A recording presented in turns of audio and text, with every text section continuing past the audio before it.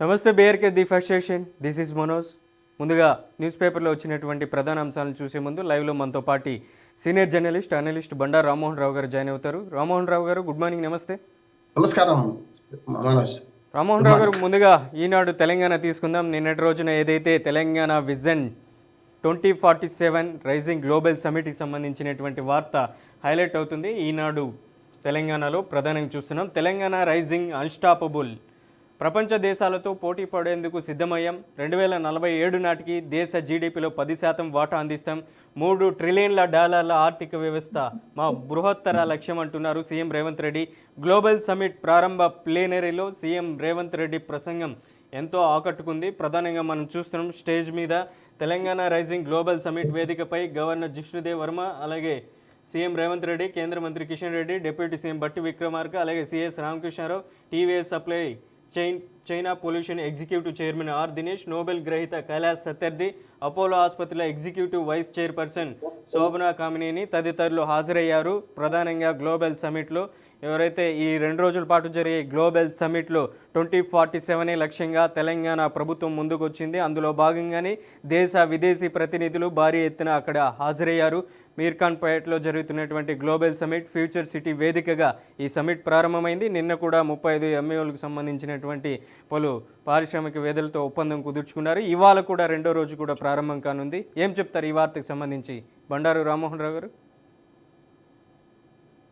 మనోజ్, మీకు అట్లాగే BRK news ప్రేక్షకులకు నమస్కారం, శుభోదయం. నిజంగానే శుభోదయం. ఇవాళ తెలంగాణ రైజింగ్ 2047 సదస్సు, గ్లోబల్ సదస్సు నిన్న అత్యంత అంగరంగ వైభవంగా మొదలైంది. నిన్న మన గవర్నర్ గారు వరుణ్ గారితో మొదలుపెట్టి వరుసగా అందరు వక్తలు కూడా ఆశావాహులు మాట్లాడారు. చివరికి మన పక్క రాష్ట్ర ఉప ముఖ్యమంత్రి మన డికే శివకుమార్ గారు కూడా మాకు మేమే పోటీ కాదు, మేమిద్దరం కూడా మన బెంగళూరు అట్లాగే హైదరాబాదు, మేము కర్ణాటక, తెలంగాణ ఇతర దేశాలతో పోటీ పడతామని ఆరోగ్యకరమైన పోటీకి తెరదీశారు. మంచిది. ఎందుకంటే నిన్న మధ్యాహ్నం మొదలైన సందడి వరుసగా 7 అంశాల మీద ఎవరికి వాళ్ళు మళ్ళీ సమీక్ష జరిపారు. చర్చ జరిగింది. అదే కావాల్సింది, అదే కదా తెలంగాణ రైజింగ్ 47 ప్రోగ్రామ్ మొత్తం ఎజెండా అంతా ఇవాళ రిలీజ్ అవుతుంది. నిన్న కేవలం కంటెంట్ లాంటిది అయినా సరే నిన్న మధ్యాహ్నం మొదలైన ఈ సదస్సులో మాట్లాడిన అందరూ కూడా అద్భుతంగా మాట్లాడారు. వారు ఆశావాహులు పొందుతూ ముందుకెళ్లారు. కైలాస్ సత్యార్థి అన్నట్టు నిజంగానే ఒక రకంగా చెప్పాలంటే రేవంత్ రెడ్డి యువ నాయకుడు తనదైన రీతిలో ఈ సమ్మిట్ నిర్వహించారు. అదిగో నవలోకమని మనందరికీ తెలంగాణ యూత్ కి ముఖ్యంగా అందరికి చూపించారు. అట్లాగే మనకు 3 మన రీజియన్లుగా మార్చి, మొత్తం తెలంగాణను 3 రీజియన్లుగా మార్చి మనకు ప్యూరు రేరు అనే దాని కింద మన కోర్ అర్బన్, పెరిఫరల్ అర్బన్, అట్లాగే రూరల్ అగ్రికల్చర్ ఎకనామిక్ జోన్ 3 చేసేసి ఎక్కడికక్కడ వికేంద్రీకరణ సిద్ధాంతాన్ని కూడా ఒక రకంగా చెప్పాలంటే రేవంత్ రెడ్డి గారిని ఆవిష్కరించారు. ఇది మంచిది అంటున్నాను. ముఖ్యంగా రేవంత్ రెడ్డి గారు ఈ 2 ఏళ్లలో నిన్న కాక మొన్నటికి సరిగ్గా 2 ఏళ్ళు అయింది ఆయన ప్రభుత్వం ఏర్పడి, ఆయన ముఖ్యమంత్రిగా. తర్వాత ఈ 2 ఏళ్లలో చూసుకుంటే పార్టీ మీద పట్టు సాధించారు, అట్లాగే పాలన మీద కూడా పట్టు సాధించారు. తనదైన రీతిలో ముందుకెళ్తున్నారు. అభినందనలు. ఎందుకంటే మంచిని మంచి, చెడ్డని చెడ్డద్దాం. కాకపోతే ఏంటంటే ఆదిలోనే హంసపాతి కాదు కానీ పీడించి మేలంచాలి అన్నట్టు మనం ఏవైతే టార్గెట్స్ పెట్టుకున్నామో దాని వైపు పోవాలంటే చాలా కృషి చేయాల్సి ఉంటుంది. సాధ్యం కాదు కానీ సుసాధ్యం అంతకంటే కాదు, కష్టసాధ్యం అంటున్నారు. అసాధ్యం కాదు, సుసాధ్యం కాదు, కష్టసాధ్యం అంటారు. ఆ కష్టపడితేనే కష్టే ఫలి అంటారు కదా. ఖచ్చితంగా కష్టపడతారు, చేస్తారు అనుకుంటున్నాను. ఉప ముఖ్యమంత్రి బట్టి విక్రమార్క గారి నుంచి మొదలుకొని మిగతా మంత్రులందరూ కూడా ఒక్కొక్క సెషన్కు ఒకరు అధ్యక్షత వహించారు. ఎక్కడికక్కడ క్రమశిక్షణగా చర్చ జరిగింది. అట్లాగే డ్రోన్ షో కూడా అద్భుతంగా నిన్న మాట్లాడుకుంటే మనకు అన్ని అంటే నిన్న మొదలైనప్పటి నుంచి ఇప్పటిదాకా కూడా అద్భుతంగా సాగిన పరిస్థితులు మనకు. ఇది ఒక రకంగా చెప్పాలంటే గతంలో మన నిజాంను ఆదర్శం తీసుకోవాలి. వికేంద్రీకరణ సిద్ధాంతం అంటే మనకు హైదరాబాద్ ఒకటే కాకుండా ఆజం జాహీ మిల్స్ మనకు వరంగల్లో పెట్టారు అప్పుడు నిజాం. అట్లానే మనకు అటుపోతే ఆదిలాబాద్ లో అంటే ముఖ్యంగా సిర్పూర్ కాగజ్నగర్లో కాగితం పరిశ్రమ పెట్టారు. అట్లాగే 4 దిక్కుల మనకు నిజాం షుగర్ ఫ్యాక్టరీస్ పెట్టారు. ఇట్లా వరుసగా చూసుకుంటే తెలంగాణ అప్పటి హైదరాబాద్ అభివృద్ధికి ఆయన వికేంద్రీకరణ సిద్ధాంతం ఎట్లా పాటించారో ఇవాళ నూతన పాలకులు కూడా అంతకంటే విజన్తో పోవాలి. అందుకనే లక్ష్యం ఉండడం మంచిది. విజన్ లేకుండా ఎప్పుడు కూడా మనం ఎక్కడికి వెళ్ళాలో తెలుసుకుంటే ఆ లక్ష్యాన్ని నిర్ణయించుకుని ఎట్లా వెళ్ళాలో మార్గం చూసుకుంటాం. లక్ష్యం మంచిది అయితే మాత్రం మార్గం కూడా మంచిది కూడా కావాలి. కనుక ఇవాళ వచ్చిన ప్రతినిధులు తక్కువ మంది వచ్చిన ప్రతినిధులు ఫ్రూట్ఫుల్ అవుతున్నారు. ఇప్పుడు వంతారా ఏదైతే మనకు జూ పార్క్ ఒకటి వస్తుందో అది అద్భుతంగా ఉంటుంది అంటున్నాను. పాత జూ పార్క్ ఎప్పుడుదో మనకు జూ పార్క్ ఉంది, దాని మెయింటెనెన్స్ కూడా సరిగ్గా లేదు. నిజంగా చెప్పాలంటే ఒక కొత్త జూ పార్క్ అవసరమైంది మనకు. అది ఇవాళ ఆధునిక కాలంలో ఒకనాడు ఆ జూ పార్క్ అంటే అక్కడికి పోయేదాకా మనం కనపడకపోయే జంతువులు ఇవాళ రకరకాల ఛానల్స్ వచ్చిన తర్వాత మన దగ్గరగా పులి కళ్ళలోకి చూసే ఉన్నది. కానీ నిజమైన అనుభూతి ఎప్పుడు వెళ్తుంది? సినిమాల్లో కాదు, లేకపోతే వీటాల్లో కాదు కదా, ఖచ్చితంగా ఎదురుగా చూసినప్పుడే కలుగుతుంది. కనుక అటువంటి ఒక జూ పార్క్ రావడం, అట్లాగే మనకు రకరకాల పెట్టుబడులు నిన్నటికే 2 లక్షల కోట్ల పెట్టుబడులు నిన్నటి వరకే సాకారమైనట్టున్నారు. ఎంఓఈ కుదుర్చుకుంటున్నారు అన్నారు. శ్రీధర్ బాబు గారు కూడా ఐటీ మినిస్టర్ గా అద్భుతంగా పనిచేస్తారు. ఆయన విజన్ కూడా నిన్న చెప్పారు. మొత్తం విజన్ కు ఆయన ఐటీ మినిస్టర్ కారణం కనుక ఇవన్నీ కలుపుకొని నిన్న అధికారులు కానీ అనధికారులు కానీ మంచి ఏర్పాట్లు చేశారు. తెలంగాణ షాన్, తెలంగాణ గొప్పతనాన్ని నిలబెట్టే విధంగా నిన్నటి సమావేశం జరిగినాయి. ఏడ్చేవాడు ఏడుస్తుంటాడు, మన పని మనం చేసుకుంటూ పోవాలి, చేసే పని చేసుకుంటూ పోతే అదేం తెలుస్తుంది. ఒక మాట చెప్పి ముగిస్తాను.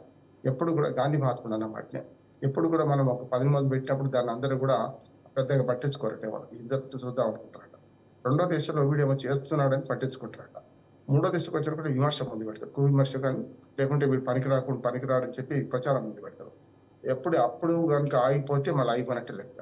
4వ దశకు వచ్చేవరకల్లా మనం అదే విమర్శలు ఎదుర్కొని, బాణాలు ఎదుర్కొని మనం పని చేసుకుంటూ పోతే 4వ దశకు వచ్చేవరకల్లా వీడు చేస్తున్నాడు మంచి పనే కదా, మనం కూడా ఎందుకు విమర్శించాలి అని కామ్ అయిపోతారట. అదే కనుక కొనసాగిస్తే 5వ దశలో తప్పక విమర్శించిన వాళ్ళే వచ్చి వాళ్ళే స్పష్టంగా మనకు సహకరిస్తారట, వాళ్ళే ఇందులో కలిసి పనిచేస్తారట. అందుకని ఏమంటానంటే 5 రకాలుగా 5 అంచెలు ఉంటాయి. 3వ అంచెలో ఓడిపోతే అంతే సంగతులు. కనుక నా ఉద్దేశం అంటే ఇప్పుడు 3వ అంచెలో ఉన్నారు ఎవరు, మన రేవంత్ రెడ్డి. అంటే మొదట్లో పట్టించుకోలేదు, తర్వాత ఈయన చేస్తున్నా అనిపించింది. 3వ దశలో ఇప్పుడు ఆయన ఏం చేసిన విమర్శించే వాళ్ళు ఉంటారు. కనుక విమర్శ దశలో మనం ఏదైతే పట్టించుకుంటామో గట్టిగా మనం దాన్ని అధిగమిస్తామో 4-5 స్టేజ్లు చేయడం ఈజీ. కనుక నేనన్నమాట కాదు, గాంధీ మహాత్ములు ఒక సక్సెస్ స్టోరీ చెప్పారు. ఈ సక్సెస్ కు మూల మంత్రాలు ఇవి. 5 స్టేజ్లలో 3వ స్టేజ్ దాటడం కష్టం. చాలా మంది ఈ బాధ మనకెందుకులే, అందరూ విమర్శిస్తున్నారు వెళ్ళిపోదా అని అనుకుంటారు. అట్లా కాకుండా తనకు తాను ఒక రకంగా చెప్పాలంటే మంచి నిర్ణయం తీసుకొని ఇది చేశారు. ఇది సాకారం కావడానికి అవసరమైన ఏర్పాట్లు ఇప్పుడు ఇళ్ళకి పండుగ కావాలి కదా, ఇళ్ళకి అంత మాత్రమే పండుగ కాదు, పండుగ నిన్న మొదలైంది.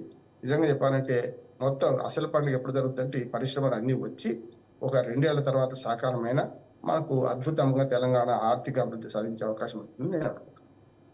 రైట్. బండారు రామ్మోహన్ రావు గారు, మొదటి రోజు ఫ్యూచర్ సిటీలో గ్లోబల్ సమిట్ ఈ విధంగా ఉంటే ఎంఓయూలు కుదుర్చుకున్నారు. మరి రెండో రోజు ఎలా ఉండబోతుందంటారు? ఇప్పటికే ఆడికి సంబంధించినటువంటి పారిశ్రామికవేత్తలు కూడా పెద్ద ఎత్తున విచ్చేశారు. మొదటి రోజు మనం చూస్తున్నాం 3,97,500 కోట్లు తొలి రోజు పెట్టుబడుల ధమాకా. సమిట్లో సీఎం అలాగే మంత్రుల సమక్షంలో చర్చలు, ఒప్పందాలు జరిగాయి. పలు కంపెనీలు కూడా ఎంఓయూలు కుదుర్చుకున్నారు. ఇక మరోవైపు 10 ఏళ్లలో 1,00,000 కోట్లు పెట్టుబడులు పెట్టాలి. అలాగే ప్రకటించిన Trump media technology group corp director Eric Swider ప్రధానంగా ఈ అంశాలకు సంబంధించి మొదటి రోజు సమిట్ చూసాం. మరి రెండో రోజు సమిట్ ఎలా ఉండబోతుంది అంటారు? ఇంతకుముందు నేను కూడా సవరించుకోవాలి. దాదాపు 4 లక్షల కోట్ల పెట్టుబడులు వచ్చాయి. నేను సాయంత్రానికి 2 లక్షల కోట్ల పెట్టుబడులకు ఎంఓయూలు కుదిరినాయి. ఎంఓయూలు అన్నీ నిన్న మొదలైనవి ఉండవు, అన్ని సిద్ధం చేసుకుని వచ్చి కాగితాల మీద సంతకాలు పెట్టడం జరిగింది నిన్న.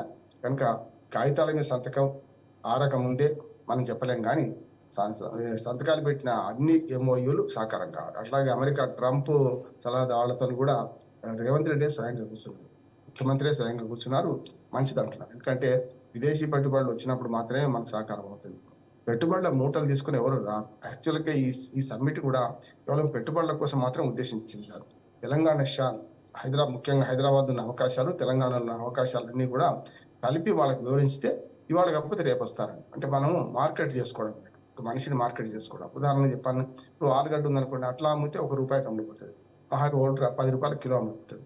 దాన్నే చిప్స్ గా మారిస్తే ఒక్కొక్క ప్యాకెట్ ₹10 అమ్ముడుపోతుంది. అంటే వాల్యూ యాడెడ్ అంట. వాళ్ళు తెలంగాణ వాల్యూ యాడెడ్ జరుగుతుంది అంటున్నాడు. అంటే తెలంగాణను ఇది మన తెలంగాణ, ఇది హైదరాబాద్ విశ్వనగరం అని చెప్పి చూపించడం. దాంతోపాటు భాషల సమస్య కూడా లేదని కూడా చూపించడం. అంటే వాళ్ళకు యాక్చువల్గా ఇంకొక రోజు పొడిగించాల్సి ఉండే, వాళ్ళందరినీ హైదరాబాద్ ఇప్పడము ఇవన్నీ చేస్తే బాగుండేది. అప్పటికే కొందరైతే మొన్ననే వచ్చారు, మొన్న పొద్దున్నే వచ్చారు, వాళ్ళు కొంతవరకు చూశారు అనుకుంటాం. అంటే విదేశీ ప్రతినిధులకు హైదరాబాద్ మిగతా నగరాల కంటే, దేశంలోని మిగతా నగరాల కంటే ఎట్లా బెటర్ అని చూపిస్తే అప్పుడు ఖచ్చితంగా వస్తారు. ఇక్కడ వాతావరణం శీతోష్ణ సమానంగా ఉంటది. ఎప్పుడు కూడా అధిక చలి, అధిక వేడి ఉంటుంది. అందుకని చూడండి, మనకు రేపు 17వ తేదీ నాడు ప్రతి రాష్ట్రపతి భవన్కు మనకు హైదరాబాద్ ఇచ్చేస్తారు. ప్రతి చలికాలంలో 1-2 రోజులు ఉండిపోతారు. కొన్నిసార్లు అయితే గతంలో అయితే వారం 10 రోజులు ఉండేవాడు. ఇక్కడి నుంచే దక్షిణ భారతదేశ యాత్ర అంతా పెట్టుకునేవారు. ఏమైనా మీటింగ్స్ ఉంటే వెళ్ళి మళ్ళీ వచ్చేవారు. బొలారంలో రేపు 17వ తారీఖు రాష్ట్రపతి వస్తున్న సందర్భంలో మంచి ఏర్పాటు చేస్తున్నారు. అందుకని ఏమంటున్నా అంటే ఈ సమశీతోష్ణ స్థితి రెండోది అంటే gate way of south India మనకు. అట్లాగే కొన్ని అవరోధాలు లేని సిటీ మనకు హైదరాబాద్. అంటే మనకు ఢిల్లీలో కాలుష్యము, బొంబాయిలో స్థలం లేకపోవడము, చుట్టూ 3 దిక్కుల సముద్రం, అటు మధ్య చెన్నై సముద్రమే ఉక్కపోత, కలకత్తా కునారిడిపోయింది. కలకత్తా గురించి ఎంత తక్కువ మాట్లాడుకుంటే అంత మంచిది. బెంగళూరే మనకు పోటీ. బెంగళూరులో ట్రాఫిక్ సమస్య. అందుకని ఏమంటారంటే ఇవన్నీ విడిచిపెడితే మనం ఇవన్నీ లేని నగరంగా ఇప్పుడు ఉన్నది. అయితే దీన్ని కాలుష్య కాసారంగా మార్చుకోవచ్చు, మనం మార్చొచ్చు, లేకుంటే అద్భుతమైన నగరంగా మార్చొచ్చు. దానికి తగ్గట్టుగానే రేవంత్ రెడ్డి అడుగులు ఉండాలని కోరుకుంటున్నాం. వినదగ్గర ఎవరు చెప్పినా అన్నట్టు హిల్ట్ పాలసీని మార్చుకోవాలి. ఇవాళ హైదరాబాద్ లో బ్రీతింగ్ ప్లేస్, లంగ్ స్పేస్ లేకుండా అయింది కనుక అది మరొక ఢిల్లీ లాగా మనం మారకుండా ఉండాలంటే పరిశ్రమలకు ఇచ్చిన భూములు వెనక్కి తీసుకునే ప్రయత్నంలో సగం తీసుకోవాలి, సగం వాళ్ళకి అమ్మాలి. మిగతా అంతా కూడా ఔటర్ రింగ్ రోడ్ దాటి కూడా ఈ విషయం అక్కడ పోయేది కదా, విషయం పోయకుండా అక్కడ ఏం చేయాలంటే సాధ్యమైనంత వరకు ఈ కొత్తగా అంటే న్యూ టెక్నాలజీతో పరిశ్రమల కాలుష్యం లేని పరిశ్రమలు స్థాపిస్తే తప్పక సాధ్యమైంది. అంటే ఇవి తరలించడమే కాదు, అక్కడ కాలుష్య రహిత పరిశ్రమలు స్థాపించిన వల్ల కూడా ఈ గ్లోబల్ వార్మింగ్ మనం దోహదం చేసినట్టుగా అనుకుంటూ ఉంటుంది. మంచి మంచి మంచి సంగతి. రైట్. నెక్స్ట్ ఆంధ్రప్రదేశ్ ఈనాడు పేపర్ తీసుకుందాం. ప్రధానంగా సీఎం చంద్రబాబు నాయుడుకి సంబంధించినటువంటి వార్త హైలైట్ అవుతుంది. మన జేఎస్డిపి బేష్ అలాగే 2025-26 రెండో త్రైమాసికంలో 11.28% వృద్ధి, జాతీయ సగటున 8.7% కంటే అధికం, ప్రజల జీవన ప్రమాణాలు మెరుగయ్యాయి. ఈ ఏడాది 17.11% వృద్ధే లక్ష్యంగా పనిచేస్తున్నాం అనేసి కూడా ప్రధానంగా ఏపీ సీఎం చంద్రబాబు నాయుడు చెప్పుకొస్తున్నారు. ఎలా చూడొచ్చు అంటారు ఈ వార్తని బండారు రామ్మోహన్ రావు గారు? జీడిపి వృద్ధి ఏమో ఎకనామిస్టులకు తెలిసేది, కానీ నేను బాగున్నానా లేదా అనేది స్థితిని బట్టి వ్యక్తిగతంగా ఉంటారు కదా. అందుకని ఆర్థిక అసమానతలు జరుగుతున్న క్రమంలో ఈ లెక్కలన్నీ కూడా ఫారెక్స్ లెక్కలు, జీడిపి లెక్కలు ఇవన్నీ కూడా దేశంలో ఉన్న అంత సంపదను కలిపి చెప్పే లెక్కలు. కానీ దేశంలో ఒక వంక అప్పుడు కాళోజీ నారాయణరావు గారు అన్నట్టు ఒక వంక అన్నపు రాసులు, మరో ఒక ఆకలి కేకలు ఉన్నాయి. ఈ రెండింటికి సమన్వయం చేయడం ఎట్లా అనేది ఆలోచన చేయాలి.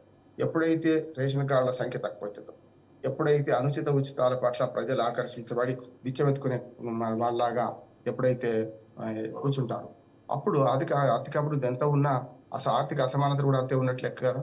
ఉన్నవాడే, లేనివాడు అయితే ఏదైనా కష్టమే అంటున్నాం. అందుకనే ఇక్కడైనా తెలంగాణగా, ఆంధ్రప్రదేశ్ కావచ్చు, మొత్తం దేశం అంతా కావచ్చు, ఈ వైపుగా పోవాలి. అంటే ఘనంగా లెక్క చెప్తే అంకెల గ్యారెంటీ ఉంటుంది. అంకెల గ్యారెంటీ కాదు, అసలైన మనకు పేదలకు ఆ ఫలాలు అందినప్పుడు మాత్రమే నిజమైన అభివృద్ధి సాధించినట్లు లెక్క. అందుకని గాంధీ మహాత్ముడు అంటారు, ఏదైనా మీరు పని తలపెట్టే ముందు ఆ తలపెట్టిన పనిని ఎవరైనా పేద ప్రజలకు అందుతుందా, ఇది పేద ప్రజలకు మేలు చేస్తుందా అని ఆలోచించి మొదలు పెట్టండి. ఆ తర్వాత మీరు సాగిపోండి అంటారు. అది కూడా అంటున్నారు. అందుకని ఇవాళ మన దేశంలో, మన రాష్ట్రాల్లో కూడా, తెలుగు రాష్ట్రాల్లో కూడా ఇవాళ అవినీతి వ్యతిరేక దినోత్సవం మనోజ్ గారు మర్చిపోయిన నేను. అవినీతి వ్యతిరేక దినోత్సవం ఎప్పుడు కూడా అవినీతి ఉంటే పరిశ్రమలు రావు, అవినీతి ఉంటే అభివృద్ధి చెందదు. ఇవాళ చూస్తున్నాం, ఏ వ్యక్తిని పట్టుకున్నా, ఏ అధికారిని పట్టుకున్నా చాలా వరకు నోట్ల కట్టలు దొరుకుతున్నాయి. ప్రతి రంగంలో, పబ్లిక్ సంబంధం ఉంది, ప్రతి రంగంలో దొరుకుతున్నాయి. మరి పారిశ్రామిక అభివృద్ధి సాధించాలి, జీడిపి పెరిగిందంటే ఈ జీడిపి పెరిగితే ఏం చేయాలి? పేద ప్రజలకు ఆ ఫలాలు అందాలి కదా. అందకుండా పోవడానికి కారణం ఏంటంటే చాలా హక్కుగా అందేసే వరకు లంచాలు తీసుకుంటున్నారు. రాజకీయ నాయకుల ఆస్తులు కూడా అడ్డగోలు పెరుగుతున్నాయి. రాజకీయ నాయకులు అంటే తండ్రి మీద ఎరుగుతే కొడుకు కోనట్లు ఎరుగుతారు కదా. అందుకని ఆవు చేయడం వేస్తే దూడ ఘటన అయ్యేది కదా. ఇవన్నీ గమనించాల్సిన అవసరం ఉంది. అందుకని నేను ఏమంటున్నానంటే ఆర్థిక అభివృద్ధికి మంచి ఊతం రావాలంటే జీడిపి పెరగాలి ఖచ్చితంగా. కానీ పెరిగిన జీడిపి అందరికి అందాలంటే హక్కుగా పౌర సేవలు అందాలి. అన్నిటికంటే ముఖ్యమైనదంటే మంచికి ప్రోత్సాహం కూడా ఉండాలి. మంచి వాడిని ప్రోత్సహించే వాళ్ళు చెడుకు శిక్ష ఉండాలి. చెడుకు శిక్ష అవసరం ఎంతనో మంచికి ప్రోత్సాహం కూడా ఉండాలి. మంచి అధికారులు ఉన్నారు, మంచి రాజకీయ నాయకులు ఉన్నారు, అందరూ దొంగలే మన ఆనలే కదా. కనుక ఈ అవినీతి వ్యతిరేక దినోత్సవం సందర్భంగా నేనేమంటున్నానంటే ఇవాళ విద్యార్థులు, యువత లంచం ఇవ్వము, లంచం తీసుకోవాలని ప్రతిజ్ఞ చేయాలి. ఆ రకంగానే ఆర్థిక అభివృద్ధిలో ఇవాళ యువత చోదక శక్తి అంటున్నాం. ఆ యువతను కనుక సరిగ్గా పట్టుకుంటే నాకు తెలిసి ఏంటంటే అనుభవజ్ఞుడు మన చంద్రబాబు నాయుడు గారు, సమస్య లేదు. 4వ సారి ముఖ్యమంత్రి. గతంలో పనిచేసినప్పుడు కూడా ఒక సీఈఓగా, ఆంధ్రప్రదేశ్ సీఈఓగా పనిచేస్తున్నా అన్నాడు. అదే రకంగా ముందుకు పోతున్నాడు. ఆయన విజన్ మంచిది. 2040 విజన్ చెప్పినప్పుడు అందరూ ఆయన హేళన చేశారు, నేను సమర్థించాను. ఇప్పుడు కూడా అంటున్నాను 2047 విజన్ ఒక్క చంద్రబాబు నాయుడు గారు, రేవంత్ రెడ్డితో కాదు, మోడీ గారిది కూడా అదే. కనుక రైజింగ్ తెలంగాణ అన్న, స్వర్ణ ఆంధ్రప్రదేశ్ అన్న, లేకపోతే భారత్ విరిగిపోతుందన్నా కూడా ఖచ్చితంగా ఈ దేశం అభివృద్ధి చెందాలి. 2047 కల్లా మనం ప్రపంచంలో 3వ ఆర్థిక శక్తిగా అతి త్వరలో తయారవుతాం. గట్టిగా మాట్లాడితే జనాభా రీత్యా, మనకున్న యువశక్తి రీత్యా మనం ముందుకే పోతున్నాం, వెనక్కి పోము. ఆ పోయే క్రమంలో రాజకీయ నాయకత్వము అట్లాగే అవినీతి రహిత పాలన అందించినప్పుడు మాత్రమే సాధ్యమవుతుంది.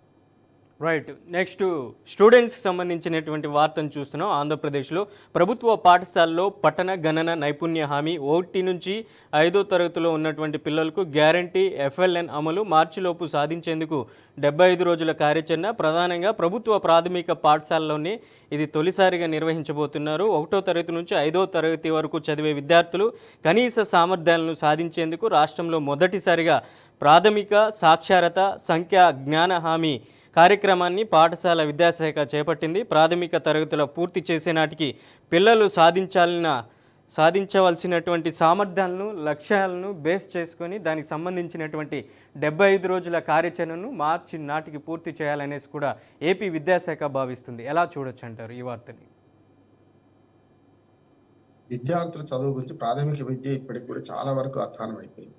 నేను ఎందుకంటే దానిలో నేను వ్యతిరేకం చెప్తానండి, మంచి ఆలోచన. కానీ అస్సర్ అని ASER annual status of education report అని మేము గత 20 ఏళ్ళ నుంచి, సరిగ్గా 21 సంవత్సరం ఇప్పుడు మనం పెట్టాం, రేపు జనవరిలో రిలీజ్ చేస్తాం. ప్రైవేటు ప్రభుత్వ పాఠశాలలో ఈ ప్రాథమిక విద్యలో పిల్లల నైపుణ్య అభ్యసన సామర్థ్యాలు, నైపుణ్యం పక్కన పెట్టండి, అభ్యసన సామర్థ్యాలు ఎట్లా ఉందని లెక్క చేస్తున్నాం. ప్రభుత్వ స్కూల్ అందరూ అధ్వానం ఉంటారు, ప్రభుత్వ స్కూల్ బాగుండేది. పెద్ద పెద్ద ప్రైవేట్ స్కూళ్ళలో కూడా 2వ తరగతి పుస్తకాన్ని 8వ తరగతి వరకు చదవలేకపోతున్నాడు. ఒక లెక్క 365 రోజులని 7తో భాగిస్తే ఎన్ని వారాలు, అంటే సంవత్సరానికి ఎన్ని వారాలని భాగిస్తే భాగారం చేయలేకపోతున్నాడు. అంటే తీసివేత వస్తే కూడికి వస్తుంది, భాగాహారం వస్తే గుణకారం వచ్చినట్టు లెక్క. కనుక నేనేమంటా అంటే ఈ రెండిట్లలో అట్లాగే ఒక వాక్యం చదవమంటే స్పష్టంగా వరుసగా వాక్యం చదవలేకపోతున్నారు. రాముడు మంచి బాలుడు, ఆ రాముడు తట్టుకుంటూ చదవద్దు. ఇట్లా మేము గత 20 ఏళ్ళుగా నేను చెప్పిన ASER annual status of education report మీరు కంప్యూటర్లో కొడితే ఆన్లైన్లో కొడితే వచ్చేస్తుంది మీకు. అందులో మేము 20 ఏళ్ళకి కృషి చేస్తున్నాం. ప్రాథమిక విద్యలో ఏమవుతుందంటే 6వ తరగతికి వచ్చేదాకా వాడు ABCDలు వస్తలే వాడు. చాలా మంది హై స్కూళ్లకు నేను వెళ్ళినప్పుడు మీటింగ్స్ గెస్ట్గా పోయినప్పుడు వాళ్ళు ఏమంటారంటే, సార్ 5వ తరగతి దాకానేమో అధ్వానంగా చదువున్నది, 6 నుంచి మేమైతే 20 మంది టీచర్లు ఉన్నాం 100 మంది పిల్లలకే. కానీ ఏమవుతుంది అంటే వీళ్ళు 6వ తరగతిలో ABCDలు పెట్టించాల్సి వస్తుంది, ఆలు పెట్టించాల్సి వస్తుంది. మీరు అన్న చిన్న చిన్న లెక్కలు కూడా చేయలేకపోతున్నారు. లెక్కలు పక్కన పెట్టండి, ఎక్కడైతే 8వ తరగతి వాడు చేస్తాడు. కనుక దీన్ని ఎట్లా పరిశీలించాలంటే అభ్యసన సామర్థ్యాలు పెంచాలి. పిల్లలకు కొత్త మార్గాల ద్వారా అభ్యసన సామర్థ్యాలు పెంచాలి. అందుకని వాళ్ళ జాతీయ విద్యా విధానం ఏదైతుందో కాషాయీకరణ రకరకాల వ్యతిరేకిస్తున్నాను, కానీ నేను దాని మూల్యాంకన పద్ధతిలో మార్పు వచ్చింది కనుక సమర్థిస్తున్నాను. మీరన్నా కేవలం 5వ తరగతిలో కూడా నైపుణ్యం ఏమి చేయలేము, కానీ 5వ తరగతిలో ఘనమైన లక్ష్యం పెట్టుకోవడం తప్పు కాదు. కానీ 5వ తరగతి లోపల పిల్లలకు కనీసం ప్రాథమిక విద్యలో ఒక టీచర్ 5 క్లాసులు ఉంటాయి. ఎట్లా చెప్తారు? 20 మంది పిల్లలు ఉన్నా సరే ఒక క్లాసులో 2, ఒక క్లాసులో 3 అట్లా ఉండి ఒకటే టీచర్ అనుకోండి, ఏం లాభం? కనుక ప్రాథమిక విద్య అధ్వానంగా ఉంది అన్ని రాష్ట్రాల్లో, దేశం అంతా అట్లాగే ఉంది. మన మళ్ళీ హై స్కూల్కి వచ్చేటప్పుడు బ్రహ్మాండంగా చేస్తామంట. ఎప్పుడైనా మొక్క ఇవ్వగానే మానవ మొంగున అంటారు కదా, మరి మొక్కగా ఉన్నప్పుడు చేయడమే మంచిది. ఆంధ్రప్రదేశ్లో ఈ పథకాన్ని నేను అభినందిస్తున్నాను, ఆహ్వానిస్తున్నాను. కానీ నా ఉద్దేశం ఏంటంటే ఆ లక్ష్యం పెద్దది, నైపుణ్యం అవసరం లేదు వాళ్ళకి. కేవలం వాళ్ళ చదువు వాళ్ళకి, అంటే వాళ్ళ స్టాండర్డ్ వాళ్ళకు ఉంటే చాలు. 5వ తరగతి చదువుకున్న వాడికి 5వ తరగతి స్టాండర్డ్ ఉండాలా లేదా? కానీ 2వ తరగతి పుస్తకాన్ని 5వ తరగతి కాదు 8వ తరగతి వాడు చదవలేకపోతున్నా అంటే అర్థం చేసుకోవాలి. నాణ్యత ప్రమాణాల కంటే అభ్యసన సామర్థ్యాల వైపు వెళ్ళాలి. అభ్యసనం చేసుకునే క్రమంలో వాళ్ళకు కొత్త పద్ధతుల ద్వారా చేయాలి. ఇప్పటికీ టీచర్లకు రకరకాల ట్రైనింగ్స్ ఇస్తున్నారు, క్లిప్స్, క్లాప్స్, రకరకాల ట్రైనింగ్ ఇచ్చారు. ట్రైనింగ్లు ఎక్కువైనాయి, చదువు తక్కువైంది. అందుకని ఏమంటా అంటే ప్రాథమిక విద్యలో క్లాస్కో టీచరు, క్లాస్కో రూమ్, ఆటపాటలు ఇవన్నీ పక్కన పెట్టండి. కానీ ప్రభుత్వ విద్య మీద ఒక మోజు తక్కువై మెల్లమెల్లగా ఏదైతే ప్రైవేట్ వర్గం పోతున్నారు. ఎందుకు పోతున్నారు? దుర్మార్గంగా వసతులు ఉన్నాయి, ఏముండే ప్రభుత్వ పాఠశాలలు బ్రహ్మాండంగా ఉన్నాయి, ట్రైన్డ్ టీచర్స్ ఉంటారు. కానీ దాన్ని పక్కన పెట్టి చేస్తుంటే కష్టం. కనుక ప్రభుత్వ పాఠశాలలను ప్రభుత్వమే కావాలని కుక్కను చంపాలని పిచ్చి కుక్కని ముద్ర వేసి చంపుతున్నారు. ప్రభుత్వ పాఠశాలలు హై స్కూల్లోకి వెళ్తుంటే అన్ని 1-4 సార్లు చెప్తున్నాను, బ్రహ్మాండంగా నడుస్తున్నాయి. ప్రైమరీలో టీచర్లు ఉంటే పిల్లలు ఉంటారు, పిల్లలు ఉంటే టీచర్లు లేరు. అది సమస్య. ఇది తీర్చకుండా మీరు నైపుణ్యాభివృద్ధి 1-5 దాకా మంచి బ్రహ్మాండంగా చేస్తారంటే సాధ్యం కాని మాట. రైట్. నేను చెప్పిన ఆ ఒక టీచరు ఒక క్లాసు ఉంటే బాగుంటుంది. దాని వైపుగా ప్రాథమిక విద్య పునాదిని బాగు చేయండి, ఆ తర్వాత ఎదుగుతుందని నేను అంటాను. భవనం సరిగ్గా నిలుస్తుంది. రైట్. నెక్స్ట్ పార్లమెంట్ శీతాకాల సమావేశాలు వాడివేడిగా జరుగుతున్నాయి. దానికి సంబంధించినటువంటి వార్తను కూడా మనం చూస్తున్నాం. నిన్నటి రోజున విపక్షాల మీద ఒక్కసారిగా ప్రధాని మోదీ కూడా విరుచుకుపడినటువంటి సందర్భం అయితే ఉంది. ప్రధానంగా ఏదైతే దాదాపు అక్కడ ఉన్నటువంటి ప్రధానంగా పార్లమెంట్ సమావేశాల్లో జనగణమన అలాగే దానికి సంబంధించినటువంటి వార్తల మీదనే ప్రధానంగా చర్చించినటువంటి పరిస్థితి ఉంది. ఆ వార్తలో భాగంగానే నిన్నటి రోజున ప్రియాంక గాంధీ కూడా ప్రధాని మోదీకి కౌంటర్ ఇచ్చారు. ఇక్కడ చూస్తున్నాం, ముస్లిం లీగ్కి మోకరిల్లిన కాంగ్రెస్ అంటూ ప్రధాని మోదీ చెప్పుకొస్తున్నారు. వందే మాత్రం పైన ముస్లింలకు బుజ్జగింపులే, సామరస్యత పేరుతో దానిని ముక్కలు చేసింది. మహాత్మా గాంధీ ఆకాంక్షను తోసి రాజేసింది. నెహ్రూది ద్రోహం, లోక్సభలో విరుచుకుపడిన మోదీ. ఆ ఆరోపణలకు ప్రత్యేక చర్చ పెట్టండి అంటూ కూడా ప్రియాంక గాంధీ కౌంటర్ ఇచ్చారు. పశ్చిమ బెంగాల్ ఎలక్షన్లు వస్తున్నటువంటి నేపథ్యంలోని ప్రధాని మోదీ ఇట్లాంటి వ్యాఖ్యలు చేస్తున్నారంటూ కూడా ప్రియాంక గాంధీ ఒకంత స్థాయిలో విరుచుకుపడినటువంటి పరిస్థితి ఉంది. ఎలా చూడొచ్చు అంటారు ఈ వార్తకు సంబంధించినట్టు? వందే మాత్రం మీద జనగణమన కాదు, వందే మాత్రం మీద చర్చ జరిగింది. 150 ఏళ్ల వందే మాత్రం మీద చర్చ జరిగింది. మనోజ్, నా ఉద్దేశం ఏంటంటే ఈ చర్చను ఎందుకు తీశారు, ఇప్పుడే ఎందుకు వచ్చింది అనే సమస్య వస్తుంది. 150 ఏళ్ళ నుండి మొన్నటికి నెల రోజుల కింద నేను కూడా వందే మాత్రం ఉద్యమంతో మీద మాట్లాడినాం.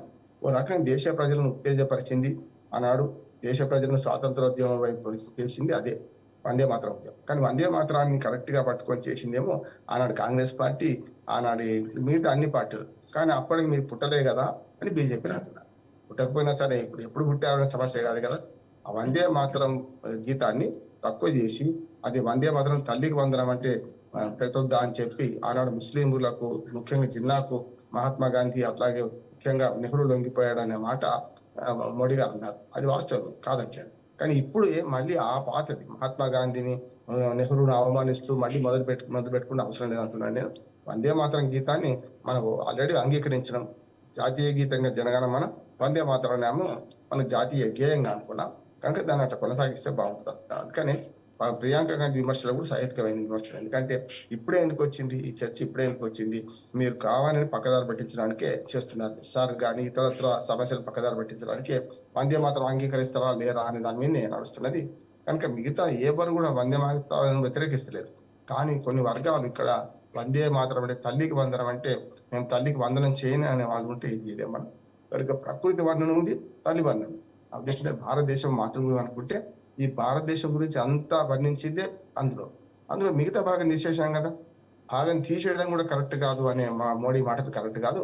నా ఉద్దేశం ఏంటంటే ఎంతవరకు అంగీకరించాలని చేయాలి. ముఖ్యంగా జాతీయ గేయం కూడా చాలా పెద్దగా ఉంటే ఎవరు చదువుతారు, అది సంస్కృతంలో ఉంది. ముఖ్యంగా అది బెంగాలీలోనేమో జాతీయ గీతం ఉన్నది జనగణమన, జాతీయ గేయమేమో మనకి ఇటు పక్కన వందే మాత్రంలో ఉన్నది. ఈ రెండింటినీ మనం ఆదరించాల్సిందే.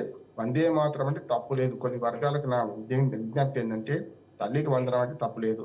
అట్లాగే ఇంకా గట్టిగా మాట్లాడితే జనగణమన జాతీయ గీతంలోనే కొన్ని అవాంఛనీయ పదాలు ఉన్నాయి. ఒక రకంగా చెప్పాలంటే ఉన్నాయి. సింధు అంటున్నాం మనం. సింధు మనకు లేనే లేదు కదా. ఒక్క చిన్న ప్రాంతం కూడా మనకు సింధు లేదు. ఇంకా సింధుని పట్టుకొని ఏడుస్తున్నాం కదా మనం. అందుకని అది మార్చుకోవాలి, ఇది మార్చుకోవాలి. పెద్ద ఎత్తున ఇవాళ ఈ చర్చ పక్కదారి బట్టి అసలు సమస్యలు పక్కదారి పట్టకుండా ఉండాలి. కానీ చర్చ జరుగుతున్నది, వద్దన్న జరుగుతున్నది. జనం మనకి వందే మాత్రం మేము పాడమని కూడా కొన్ని వర్గాలు భీష్మించుకొని కూర్చుంటున్నాయి, లేవమంటున్నాయి, గౌరవం ఇవ్వమంటున్నాయి. అటువంటి అప్పుడు కొందరు గౌరవం ఇవ్వని అనే దాన్ని బట్టి మనం మళ్ళీ దాన్ని అవమానించుకోవడం బాగుండదు. పాటించే వాళ్ళు పాటిస్తారు. వద్దన్నా రేపు పొద్దున ఈ వందే మాత్రం ఇవాళ 150వ సంవత్సరం ఉత్సవం జరుపుకుంటున్నాం కదా, తప్పనిసరి సాధ్యమవుతాం.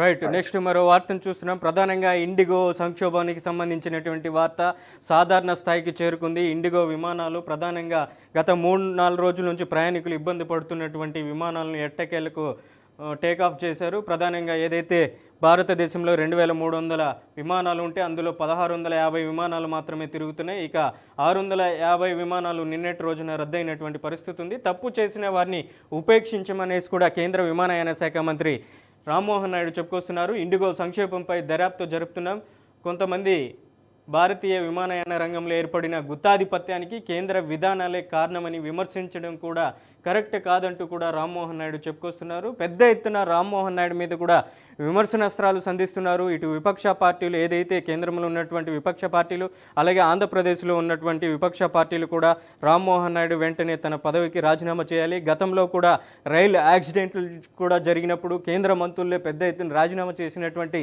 సందర్భాలు ఎన్నో ఉన్నాయి. ఇలాంటి పరిస్థితుల్లో, సంక్షోభం పరిస్థితుల్లో మీరు ఎందుకు రాజీనామా చేయలేదంటూ కూడా విపక్షాలు పెద్ద ఎత్తున ఆరోపణలు చేసి అటు పార్లమెంట్లో చేస్తున్నాయి, ఇటు ఆంధ్రప్రదేశ్లో ఉన్నటువంటి విపక్షాలు కూడా చేస్తున్నాయి. ఏం చెప్తారు ఈ వార్తకు సంబంధించి?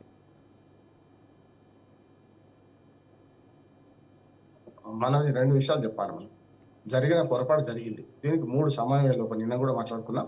కేంద్ర ప్రభుత్వానికి, DGCAకు, విమానయాన సంస్థ ఇండిగోకు పెద్దగా సంబంధాలు లేకుంటాయి, అంటే మన సమన్వయం లేకుంటాయి. ఒకటి. రెండోది ఏంటంటే ఇండిగో మొనోపాలి కూడా ఎక్కువైపోయింది. ఎంత మొనోపాలి ఏంటంటే 60% విమానాలు నడుపుతూ 60% ప్రయాణికులను వాళ్ళు చేరవేస్తున్నారు. ఆ రకం కూడా ఎక్కువైంది దానికి. అంటే ఒక ప్రైవేట్ సంస్థ ఇంత అహంకారంతో పోవడానికి కారణం ఏంటంటే DGCA రూల్స్ ను కూడా గత సంవత్సరంగా పక్కన పెడుతుంది కదా. ఎప్పటికప్పుడు DGCA మార్గదర్శకాలు రిలీజ్ చేసింది. మన పైలట్ల మనకు ఫ్లై జోన్, ఫ్లై మన టైం కానీ, పైలట్ల రెస్ట్ కానీ, వీటి మీద చాలా నిబంధనలు పెట్టింది. మరి అప్పటి నుంచే DGCA గట్టిగా ప్రయత్నం చేస్తే ఈ సమస్య రాకపోయేది అంటున్నా. నేను గట్టిగా ప్రయత్నం చేయలేదు. చేస్తున్న సమయంలో 500 మంది ఉద్యోగులు తక్కువ పడ్డారు. ముఖ్యంగా 300 మంది పైలట్లు. అట్లాగే రామ్మోహన్ నాయుడు గారి గురించి అంటారా, నా ఉద్దేశం ఏంటంటే మంచి చెడ్డో ఇవాళ ఒక చిన్న విషయాల్లో వైఫల్యం కావచ్చు, కానీ మొత్తం పెద్ద విషయంగా చూస్తే ఎప్పుడు కూడా గతంలో లాల్ బహదూర్ శాస్త్రి రాజీనామా చేసినట్టు లేకుండా ఆ నైతిక విలువలు కూడా లేవు. చూసాక విమాన ప్రమాణం పెద్ద జరిగినప్పుడే చేయలేదు, ఈ రాజీనామా చేయలేదు. ఇప్పుడు కొత్తగా డిమాండ్ చేయాల్సిన అవసరం లేదు. కానీ రామ్మోహన్ నాయుడు కూడా బాధ్యత ఉంది. ఏవియేషన్ మినిస్టర్ గా ఆయన DGCA రూల్స్ ను ఇంప్లిమెంట్ చేయించడంలో వెనుకబడ్డారు. సంవత్సరం క్రితం రూల్స్ విడుదలైతే వాటిని ఇప్పటిదాకా అమలు చేసే క్రమంలో ఎప్పటికప్పుడు టార్గెట్స్ పెట్టుకుని చేయాల్సి ఉండే ఒకేసారి ఇంప్లిమెంట్ చేయడం వల్ల వచ్చిన సమస్య ఇది. ఇంకోటి ఏంటంటే DGCA కూడా దీన్ని వెనక్కి తీసుకుంది. ఏవియేషన్ మినిస్టర్ సంబంధం లేకుండా, ఆయన తెలియకుండా వెనక్కి తీసుకుంది. నిబంధనలు విధించింది వాళ్ళే, ఈ సంక్షోభానికి కారణమైంది వాళ్ళే, వెనక్కి తీసుకుంది వాళ్ళే. కనుక ఈ సమస్య లేదు, ఇది తప్పు. ఖచ్చితంగా ఇవాళ మంచో చెడ్డో ఈ సంక్షోభం ముగిన తర్వాత ఒక సమీక్ష చేసుకోవాలి. ఎక్కడ పొరపాటు జరిగింది, ఏం జరిగింది అని ఎంక్వైరీ పెట్టాలి. ఖచ్చితంగా ఎవరైతే దీనిలో ఉన్న తప్పు చేసిందో వారు శిక్షార్హులే. ఇండిగో విమానయాన సంస్థకు కూడా గట్టిగా నోటీసులు ఇవ్వాలి. రేపు ఫస్ట్ కనీసం ఇప్పుడు కాకుండా ఈ 15 రోజులు టైం ఇచ్చి 1 జనవరి నుంచి ఈ లోపల మీరు అప్లై చేసుకుంటారో, ఉద్యోగులు ఏం చేస్తారో చెప్పండి. DGCA నిబంధనలు అమలు అవుతాయని చెప్పాలి. దానివల్ల సాధ్యమవుతున్నాను. ఏదైనా సరే ఒక సంక్షోభం వచ్చింది. సంక్షోభం చాలా మంది, దాదాపు 6-7 లక్షల మంది ప్రయాణికులు కష్టపడ్డారు. ఒక దాదాపుగా మనకు ఏదైతే ప్రయాణికులు కూడా, అంటే మనకు అడ్డగోళ్ళని డబ్బులు చెల్లించి వేరే విమాన సంస్థలకు పోవాల్సి వచ్చింది. దాన్ని కంట్రోల్ చేయడం కూడా వైఫల్యం చెందింది. ప్రతిపక్షాల ఆరోపణ నిజమే, కానీ రాజీనామా చేయంత అవసరం అయితే లేదనుకుంటున్నాను. రామ్మోహన్ నాయుడు గారు మన మంత్రి, యువ నాయకుడు, మంచో చెడ్డో ఒక మంచి ఆలోచనతో పోతున్నారు. నిన్న పార్లమెంట్ సందర్భంగా వివరణ ఇచ్చారు.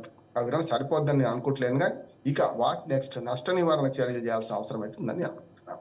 రైట్. నెక్స్ట్ వెదర్ రిపోర్ట్కి సంబంధించినటువంటి వార్తను చూస్తున్నాం. చలి గుప్పెట్లో మన్యం. అరకులో 3.6 డిగ్రీల కనిష్ట ఉష్ణోగ్రత. రాష్ట్రంలో చలి తీవ్రత పెరుగుతుంది. 2 తెలుగు రాష్ట్రాలు ప్రజలు గజగజ వణికిపోతున్నటువంటి పరిస్థితి ఉంది. ఎలా చూడొచ్చు అంటారు ఈ వార్తని?